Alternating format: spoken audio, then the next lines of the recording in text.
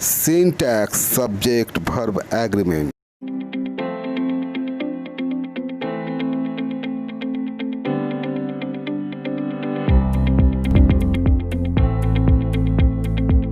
English grammar में बहुत दिनों से हम कुछ वीडियो नहीं अपलोड किए थे, फिर से आज हम अपना ये शुरू किए हैं।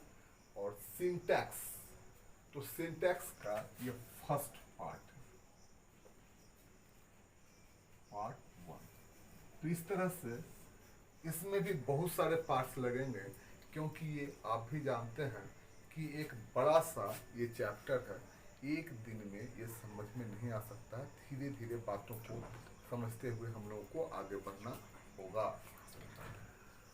असल में सब्जेक्ट वर्ब एग्रीमेंट को सिंटैक्स करते हैं। ये सब्जेक्ट का हम लोगों को सिर्फ देखना है ये कि सब्जेक्ट का इंग्लिश में पुल्लिंग और स्त्रीलिंग नहीं होते हैं वर्ब में, तो हम लोगों को देखना है कि उसका नंबर क्या है, सिंगुलर नंबर में है या प्लूरल नंबर में। अब अगर मान लीजिए, तो अगर सब्जेक्ट प्लूरल नंबर में हो तो वर्ब भी प्लूरल नंबर में होना चाहिए, और सब्जेक्ट सिंगुलर नंबर में हो तो वर्ब भी सिंगुलर नंबर में होना चाहिए। इस बात को ध्यान में रखकर हम लोग लिखेंगे। ऐसे सुनने में तो ये बहुत इजी लग रहा है, इसमें क्या दिक्कत है। सिंगुलर वर्ब के साथ सिंगुलर सब्जेक्ट के साथ सिंगुलर वर्ब रखेंगे और प्लूरल सब्जेक्ट के साथ प्लूरल वर्ब रखेंगे। लेकिन इस नाउन में ये पहचान बनाना दिक्कत हो जाता है इंग्लिश में, खास करके कि ये जो है सिंगुलर है कि प्लूरल है। अब देखिए, इसमें हम धीरे धीरे जैसे आगे बढ़ेंगे, आपको परत दर परत बिल्कुल सही सही बातों को समझाते हुए आगे निकलेंगे। But you must have patience, थोड़ा सा धैर्य रखना होगा। और यही शायद हमारे चैनल की कमजोरी है कि हम छोटे में बहुत सारी बातें नहीं कर पाते, और हमें पूरे बात को समझा कर बतलाने में मजा आता है। तो अब जरा देखिए, subject must agree with its verb in number and person. तो नंबर और पर्सन के साथ सब्जेक्ट को एग्री करना पड़ेगा। Subject must agree with its verb in number and person, ऐसा जैसे नेस्फील्ड के ग्रामर में लिखा हुआ है। तो अब देखिए, आप लोग भी छोटे छोटे जो हम लोग ट्रांसलेशन बनाते हैं, आई राइट और सीता गोज ही राइट्स लिखते हैं। अब देखिए, यहाँ पर एस एक्स्ट्रा देख रहे हैं, यहाँ पर एस लगाए और यहाँ पर एस नहीं लगाए। ऐसा क्यों? जैसे हम लोग भी जानते हैं कि आई गो और सीता गोज या राम गोज लिखना पड़ता। थर्ड पर्सन सिंगुलर नंबर के साथ एस और ईएस लगाने का वर्ब में प्रक्रिया है। तो वर्ब में जब हम लोग एस लगा देते हैं, ये ठीक नाउन से उल्टा काम करता है। नाउन में एस या ईएस लगाने पर आप जानते हैं कि वो सिंगुलर से प्लूरल हो जाता है, लेकिन वर्ब में एस लगाने पर वो सिंगुलर हो जाता है। तो सीता यहाँ सिंगुलर है, यहाँ पर गोज हो गया, ही तो राइट्स हो गया। तो यही कारण है कि हम लोग इस तरह से लिखते हैं। यहाँ पर याद रखने वाली बात यह है कि वर्ब प्लस एस तो ये सिंगुलर हो जाता है। सम एक्सेप्शन रूल भी इसमें है।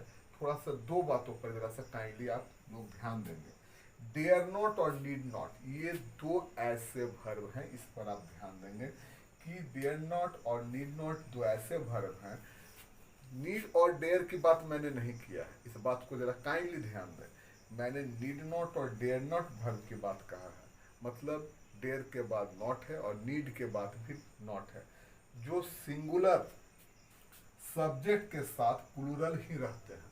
अब जैसे देखिए, ही नीड नॉट सिंग, जबकि ही नीड्स ए बुक।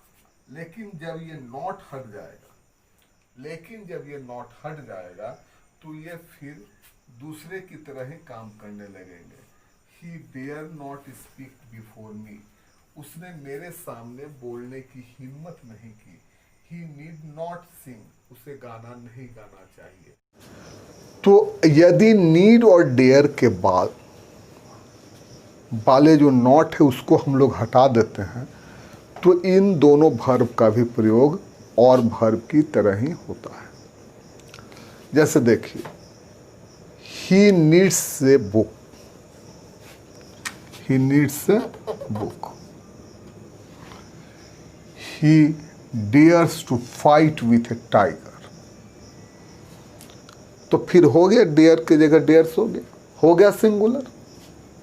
लेकिन वो जो नॉट के साथ जब नीड और डेयर आते हैं तब उस समय वहाँ पर थोड़ा सा हम लोग को ख्याल रखना होगा कि नॉट और नीड जो है और डेयर जो है उसके बाद नॉट आया है, तब उसको हम सिंगुलर नहीं बनाएंगे, नहीं तो गलत हो जाएगा। अब देखिए, एक्सेप्शन भी इसमें कुछ है, और एक्सेप्शन क्या है कि जैसे सब्जेक्टिव मूड, कोरी कल्पना जिसमें होता है, वास्तविकता से जो परे होते हैं। जैसे मैं कहूँ कि यदि मैं प्रधानमंत्री होता, if I were prime minister of India, यदि मैं पक्षी होता, if I were be a bird. तो देखिए, आई के साथ मैंने क्या बोला, वेयर बोला। ऐसे ये तो प्रेजेंट टेंस भी नहीं बोले, यहाँ तो टेंस भी गड़बड़ है। आई के साथ वेयर बोल रहे हैं, पास्ट टेंस में बोल रहे हैं, प्रेजेंट टेंस की बात कर रहे हैं। तो ऐसा ही होता है जब सब्जेक्टिव मूड में होता है वर्ब, या सपोजिशन जिसमें रहता है, जिसमें कोई कल्पना या असंभव शर्त होते हैं वाक्य में, तो सिंगुलर सब्जेक्ट के लिए भी प्लूरल वर्ब का ही प्रयोग होता है। और साथ साथ जरा देखिएगा, इसमें इसका जो टेंस भी अलग हो जाता है। अब जैसे ही wish, he were a king, उसकी इच्छा है कि वो राजा होता, राजा है नहीं, राजा हो सकता भी नहीं है। बहुत बड़ी बात होती है एक जनरल आदमी और एक राजा होने में।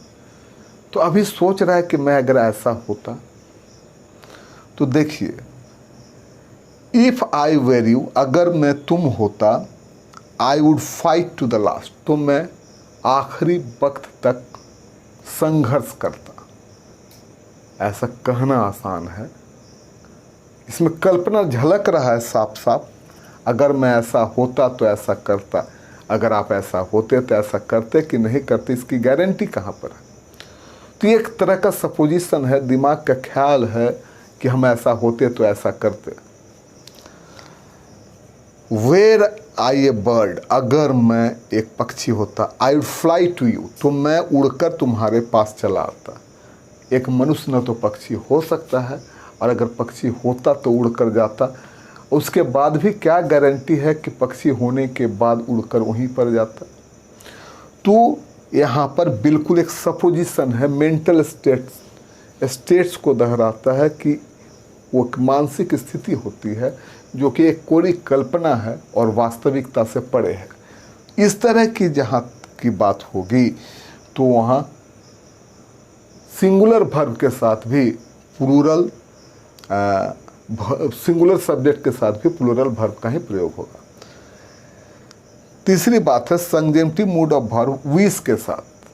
हम लोग इच्छा रखते हैं कि ऐसा हो जाए, God save the king, Lord help you. जब हम लोग किसी को आशीर्वाद देते हैं तो ऐसा कहते हैं कि भगवान आपकी रक्षा करे। तो ये क्या है, डिज़ायर या विश है। तो इस समय भी सिंगुलर के साथ प्लूरल का गॉड सेव्स यू अगर कोई लिख देता है, गॉड सेव्स द किंग, हालांकि गॉड यहाँ सिंगुलर है तो एस लगना चाहिए ग्रामेटिकली। अगर उस दृष्टिकोण से देखते हैं कि सिंगुलर वर्ब के साथ सिंगुलर और प्लूरल वर्ब के साथ, सब्जेक्ट के साथ प्लूरल वर्ब होना चाहिए, तो यहाँ पर सेव्स होना चाहिए था, लॉर्ड हेल्प्स यू होना चाहिए था। लेकिन ये चूँकि सपोजिशन में नहीं, मतलब विश में है, तो इसलिए ऐसा नहीं हो सकता है। तो आज हम यहीं पर इस बात को ख़त्म करते हैं और इस वीडियो को देखिए। एक बात मैं आपको यहाँ पर बता देना चाहता हूँ, डिफ़िकल्टीज़ यहाँ पर होता क्या है बच्चों को या बड़ों को या किसी को भी जो ग्रामर में पढ़ते हैं, कि नाउन को ये पहचानना कि ये सिंगुलर फॉर्म में है कि प्लूरल फॉर्म में। एक मैं छोटा सा उदाहरण आज दूंगा, इसके बारे में आगे नहीं बतलाने जा रहे, लेकिन छोटा सा उदाहरण देते हैं ताकि आपको समझ में आ जाए। जैसे समन्स, जैसे कोर्ट से जो कागज जाता है किसी को बोला समन्स, एस लगा हुआ, लेकिन वो सिंगुलर है। The police serve the summons to the criminal, police ने समन्स को क्रिमिनल को सर्व कर दिया। तो ये सिंगुलर है, समन्स जो है ये सिंगुलर में प्रयोग होता है, लेकिन एस लगा हुआ। दूसरा देखिए, बहुत सारे ऐसे शब्द हैं जो कि है तो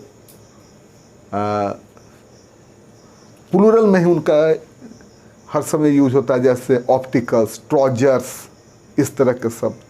तो इस पर हम आगे फिर बात करेंगे कि पहले चीज़ों जैसे मम्प्स है, मिजिल्स है, ये जो रोग हैं, देखिए मम्प्स एस लगा हुआ, पढ़ने में लगता है कि प्लूरल होंगे, नहीं ये सिंगुलर है, मिजिल्स है।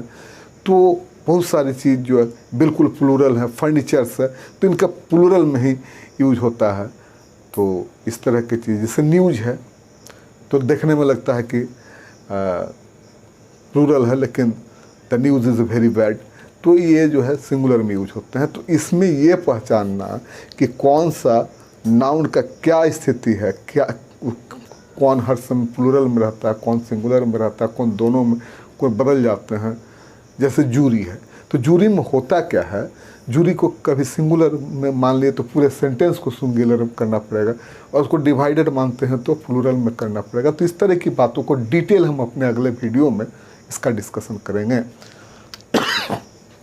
तो आप हमारे साथ बने रहिए, धीरे धीरे स्टडी को जारी रखिए, क्योंकि ये स्टडी मेरे हिसाब से एक ऐसा चीज़ है, धीरे धीरे धीरे धीरे कर कर आगे बढ़ने की चीज़ है। ऐसा नहीं है कि कोई आपको 10 मिनट में सिंटैक्स सिखा देगा, 5 मिनट में नाउन सिखा देगा, 6 मिनट में एडवर्ब सिखा देगा, 10 मिनट में और कुछ, और इस तरह से 1 महीने के अंदर पूरे ग्रामर पढ़ा देगा। तब तो भाई आप खुद सोच कर देखो, एकदम बचपन से लेकर इंटर तक लोग ग्रामर पढ़ते रहते हैं, उसके बाद भी सेंटेंस में गलती होती है कि नहीं होती है? होती है। तो ऐसा नहीं है, ऐसा बिल्कुल ही नहीं है। हाँ, इसमें एक ही बात हो सकती है, slow and study wins the race, धीरे धीरे धीरे धीरे और लगातार कोशिश के बाद ही हम लोग ग्रामर सीख सकते हैं। ठीक है, और इस वीडियो को ज़्यादा ना बढ़ाते हुए, अगर मेरी बात आपको अच्छा लगता हो, अगर आपको ये मेरी पढ़ाई समझ में आता हो, तो ज़्यादा से ज़्यादा बच्चों में शेयर कीजिए ताकि औरों को भी लाभ हो, और एक बेल आइकन वाली घंटी को बजा दें, क्योंकि आप लगातार देख रहे हैं केवल एजुकेशन पर आधारित ही वीडियो डालते हैं, साइंस से, मैथ्स से और इंग्लिश से। ये सारे सब्जेक्ट आप ये नहीं कह सकते हैं कि यूजफुल नहीं है, और हमारे साथ पढ़ने से अगर आपको थोड़ा भी फ़ायदा होता है तो थोड़ा ही फ़ायदा उठाइए, और हमारे वीडियो को ज़्यादा से ज़्यादा शेयर कीजिए, सब्सक्राइब कीजिए। अगर अच्छा लगता है तो लाइक करें, और नहीं तो अगर कोई कमेंट है, कोई कमी नज़र आती है तो उसको भी हमारे कमेंट बॉक्स में लिखिए। अगर उससे भी नहीं है तो हम नीचे हमारा व्हाट्सएप नंबर दिया हुआ है, उसमें भी आप लिख सकते हैं कि सर यहाँ पर और अगर डिटेल में बताते तो ज़्यादा अच्छा होता। तो मैं कोशिश करूँगा, अपनी तरफ से पूरी कोशिश करूँगा कि आपको सेटिस्फाई कर सकता हूँ।